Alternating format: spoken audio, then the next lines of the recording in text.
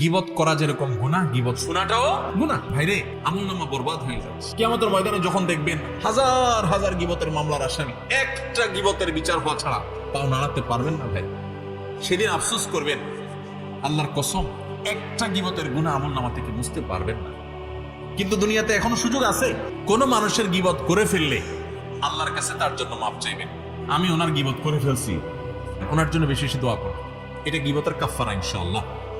আরেকটা হলো গীবত হয়ে গেছে, তওবা তো করবেন, এই লজ্জিত আল্লাহর কাছে মাপ চাইবেন। গীবত হয়ে গেছে, এই লোকটার যাদের সামনে বদনামি করছেন তাদের সামনে আবার যাইয়া পারলে তার সুনাম যেটা তার মধ্যে আছে মিশামিশি না, সেটা আবার বলবেন যে ভাই লোকটার কিন্তু একটা ভালো গুণ আছে, ওই দিন তো আমি একটা খারাপ কথা বলছি, তার কিন্তু ভালো কিছু জিনিস আছে। লোক নেই, আল্লাহর কাছে ইস্তেগফার করবেন এবং অন্য কাফারা গুনাহ। এই জন্য ইসলাম বলছে, আল্লাহ নির্দেশ হলো গীবত এটা হারাম। আল্লাহ তাআলা আমাদেরকে গীবত থেকে বেঁচে থাকার তৌফিক দান।